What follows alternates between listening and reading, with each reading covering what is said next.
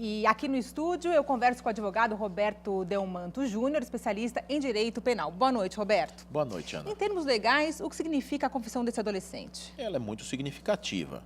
A justiça boliviana jamais poderá desconsiderar este depoimento, como disse a delegada encarregada das investigações, como se ele tivesse pouco valor. Pelo contrário, é um depoimento importantíssimo e deve sim ser levado em consideração pela justiça boliviana. Agora, existe alguma possibilidade de responder ao processo na Bolívia? As possibilidades são várias, né? O caso não é tão simples quanto se afigura. Ele poderá sim responder a um processo criminal na Bolívia, embora esteja no Brasil.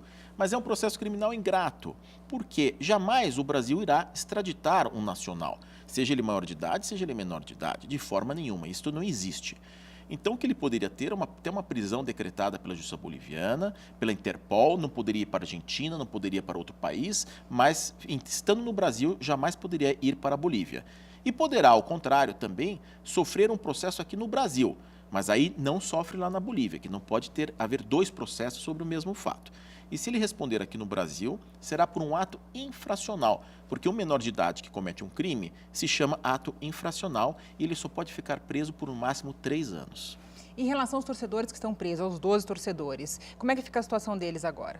Eu acho que é um excesso da justiça boliviana. Você prender 12 pessoas, acusando as 12 de cumplicidade, de participação num homicídio com dolo eventual, aí é um excesso e é nítido esse excesso. Se fosse só os que estavam com os artefatos explosivos na mochila, ainda vá. Mas aqui, sem dúvida, eu acho que com o tempo essa situação vai melhorando. Agora, eles podem ser penalizados. Sem dúvida nenhuma, eles vão responder o processo criminal na Bolívia, poderão ser condenados e só voltarão ao Brasil depois de cumprirem a pena. A não ser que se consiga fazer um tratado internacional de cooperação de troca de presos, entre presos aqui bolivianos com presos brasileiros. Mas isso é muito remoto. Aí o Itamaraty teria que intervir nesse caso. Como é que seria isso? Sem dúvida nenhuma. Parece que até o Itamaraty agora está querendo alugar uma casa, colocar à disposição da justiça, que eles ficariam numa prisão domiciliar. Quer dizer, são esforços até assim extraordinários que a gente nunca viu. Mas eu acho que vale porque, de fato, os 12 estarem presos, o fato foi lamentável, reprovável, ninguém gostaria que isso acontecesse, mas me parece que está havendo um pouquinho de exagero aí em prender 12 pessoas. Agora, você acha que é certo um time ser responsabilizado por atitude de um torcedor? Então, nós temos a questão das torcidas organizadas. No caso, hoje, há uma verdadeira simbiose dessas torcidas com a diretoria do clube.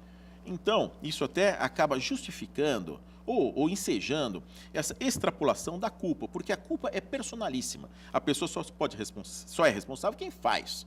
Agora, quem ajuda, quem dá assistência, acaba sendo contagiado. E é por isso, então, esta punição para o time, para o Corinthians, em razão dessas torcidas organizadas que são apoiadas pela diretoria. Roberto, muito obrigada pela sua presença. Boa noite. Eu que agradeço, Ana.